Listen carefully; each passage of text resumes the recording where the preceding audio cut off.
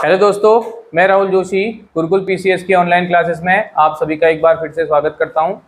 मई current affairs की हमारी series चल रही थी जिसमें हम 3 पार्ट कंप्लीट कर चुके हैं। आज हम इसके चौथे पार्ट में जाएंगे और चौथे पार्ट के बाद शायद आपका 5 या छठे पार्ट में आपका कंप्लीट हो जाएगा। ठीक है, इसके बाद आपका जो है एक विविध वाला पोर्शन बचेगा और इसमें जो है स्पोर्ट्स वाला पोर्शन आपका कवर हो जाएगा। तो उससे 6 पार्ट में आपका कवर हो जाएगा और लगभग 1.5 घंटे की वीडियो में आपकी जो है 3 मैगजीन से करंट अफेयर्स आपकी तैयार हो जाएगी।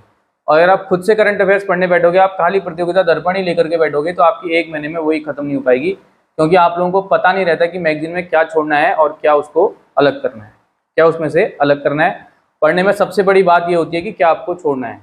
ठीक हो गया, तो चलिए वीडियो स्टार्ट करते हैं। पहला आपका है बहुत इंपॉर्टेंट क्वेश्चन, 2022-23 का जो है ये फिस्कल डेफिसिट और रेवेन्यू डेफिसिट का जो है एक आंकड़ा दिया गया है। ठीक, और ये आंकड़ा जो दिया गया है ये दिया गया है कंट्रोलर जनरल ऑफ अकाउंट्स ने। किसने दिया है? कंट्रोलर जनरल ऑफ अकाउंट्स ने। पहली गलती तो बच्चे यही करेंगे अगर एक क्वेश्चन आ गया कि उसने ऐसा पूछ दिया।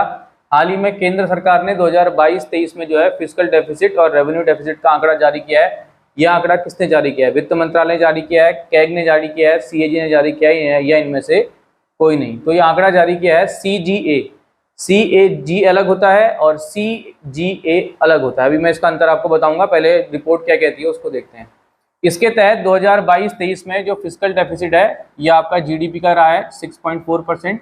फिस्कल डेफिसिट का मतलब होता है सरकार की आय और व्यय में अंतर। ठीक, यानी सरकार कितना पैसा कमा रही है और सरकार कितना पैसा खर्च कर रही है, उसके बाद जो डेफिसिट क्रिएट होता है उसको कहा जाता है फिस्कल डेफिसिट। और रेवेन्यू डेफिसिट जो आपका आया है वो 3.9% आया है। ठीक, और ये अकाउंटिंग का काम किया है CGA ने। ठीक, जो कैग आपका होता है वो करता है ऑडिट का काम, और अकाउंटिंग का काम जो सरकार का वो करता है कंट्रोलर जनरल ऑफ अकाउंट्स। ठीक, इसका थोड़ा इतिहास है। 1976 से पहले ऑडिटिंग और अकाउंटिंग का काम जो सेंट्रल गवर्नमेंट का था वो CGA करता था, लेकिन 1976 के बाद ये व्यवस्था की गई कि सेंट्रल गवर्नमेंट की जो ऑडिटिंग का काम होगा वो CAG करेगा और अकाउंटिंग का काम जो करेगा वो करेगा CGA। ठीक, यानी ऑडिट करेगा कैग और अकाउंट्स यानी इसका जो अकाउंटिंग का काम करेगा वो करेगा CGA। और ये व्यवस्था कब से स्टार्ट हुई? 1976 से। तो यहाँ से बहुत बढ़िया प्रश्न निकल के आ सकता है कि सेंट्रल गवर्नमेंट की अकाउंटिंग का काम कौन करता है, और पहला ही ऑप्शन एग्जामिनर कैग दे देगा और आप आंसर सही लगा करके बाकी ऑप्शन पढ़ोगे भी नहीं।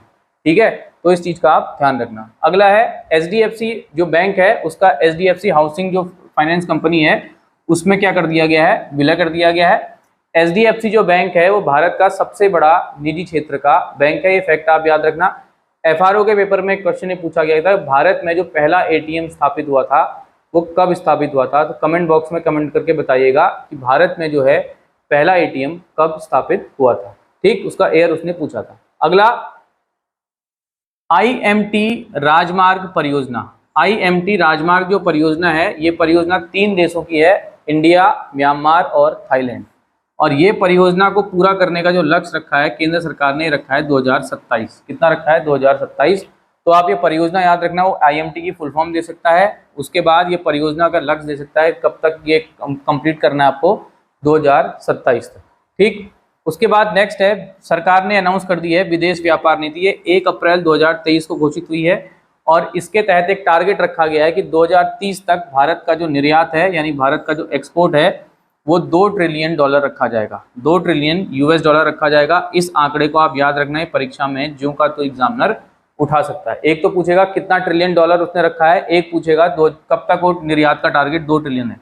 तो 2030 तक है। देखो पहला ही वर्ड इसमें पहला ही अंक आपका 2 है, तो 2 से आप 2 ट्रिलियन तक पहुंच जाओगे। ऐसे करके याद करोगे तो एग्जाम में आपको गलती नहीं करोगे। ठीक, नेक्स्ट है प्रवाह पोर्टल। प्रवाह पोर्टल आपका जो है वो लॉन्च किया है RBI ने। किसने लॉन्च किया है? RBI ने लॉन्च किया है रेगुलेशन मैकेनिज्म को आसान बनाने के लिए। RBI जो भी पोर्टल लॉन्च करता है वो आपके एग्जाम में आते हैं। जैसे FRO के पेपर में उसने शायद फाइनेंशियल इंक्लूजन वाला पूछा था। तो RBI कोई भी पोर्टल कोई भी ऐप लॉन्च करता है तो इंपॉर्टेंट है।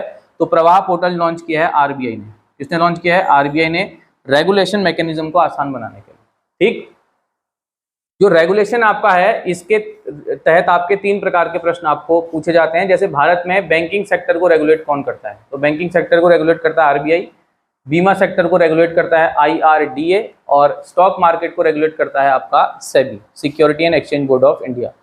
कमेंट बॉक्स में कमेंट करके बताइएगा कि पहले और दूसरे राष्ट्रीयकरण के समय आरबीआई के गवर्नर कौन थे। पहला राष्ट्रीयकरण जब हुआ था तो 14 बैंकों का राष्ट्रीयकरण उसमें किया गया था बैंकों का 1969 में, और दूसरा किया गया था 1980 में। तो प्रश्न आपसे पूछ सकता है वो कि पहले और दूसरे राष्ट्रीयकरण के समय में आरबीआई का गवर्नर कौन था।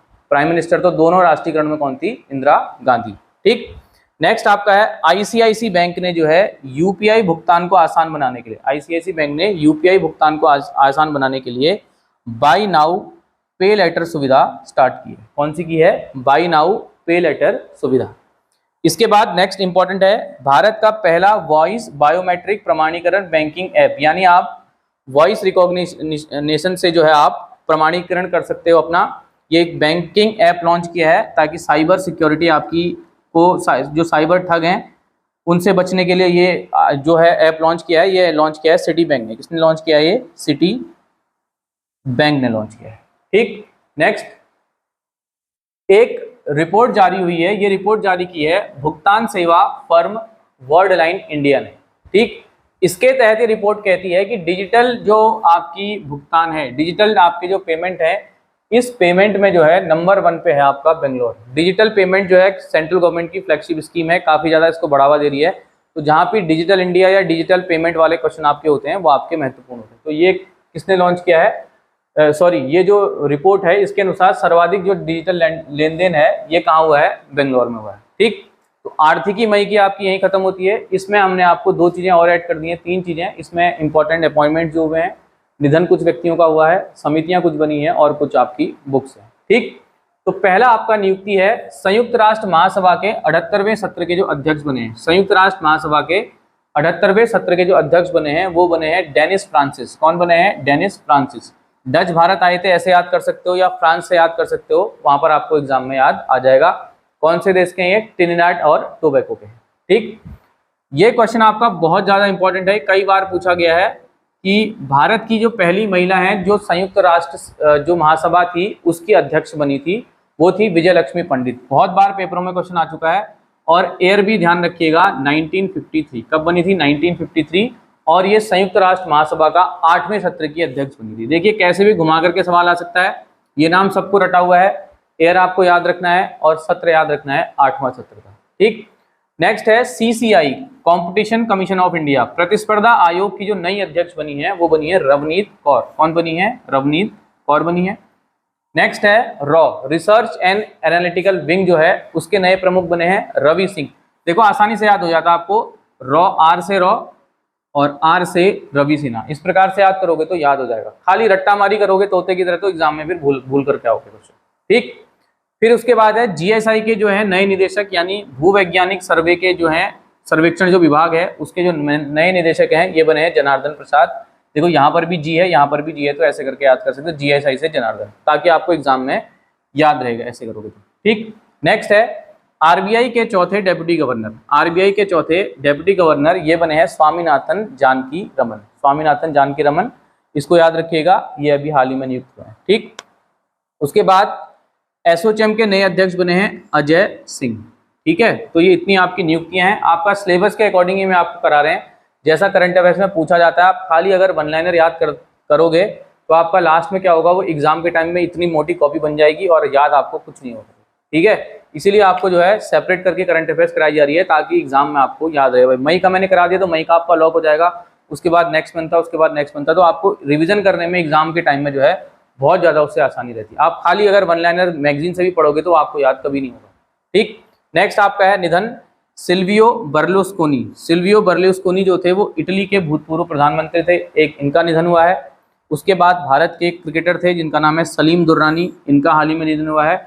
और तीसरे एक पत्रकार है जिनका नाम है तारिक फतेह। तारिक फतेह है पत्रकार, इनका हाल ही में निधन हुआ है। ठीक, नेक्स्ट है मणिपुर हिंसा को लेकर के केंद्र सरकार ने एक कमेटी बनाई है और एक कमेटी बनाई है अजय लाबा की अध्यक्षता में। इसकी अध्यक्षता में अजय लाबा की अध्यक्षता में मणिपुर चर्चा में रहता है, तो उसको लेकर के सवाल आपसे बन सकते हैं।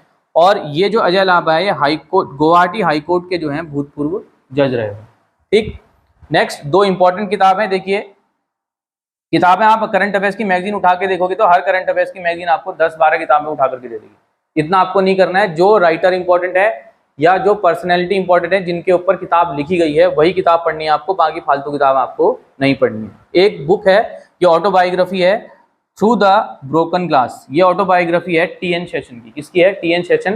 टी.एन. शेषन को माना जाता है कि अभी तक के जितने भी चुनाव आयुक्त थे, मुख्य चुनाव आयुक्त थे, सबसे दमदार चुनाव आयुक्त थे। इन्होंने भारत में जो है इलेक्शन की पूरी दिशा को चेंज कर दिया था। ठीक, उसके बाद है Draupadi Murmu from tribal hinterland to Raisina hills. पूरा नाम याद करने की जरूरत नहीं है, द्रौपदी मुर्मू याद कर लो, रायसीना हिल्स याद कर लो, आपको याद आ जाएगा। ये उनके ऊपर किताब लिखी है, ये लिखी है कस्तूरी रे ने। किसने लिखी है? कस्तूरी रे ने। तो आज के वीडियो में हमने आर्थिकी कवर कर ली, नियुक्तियां कर ली, निधन कर लिए, समिति कर ली और बुक कर ली।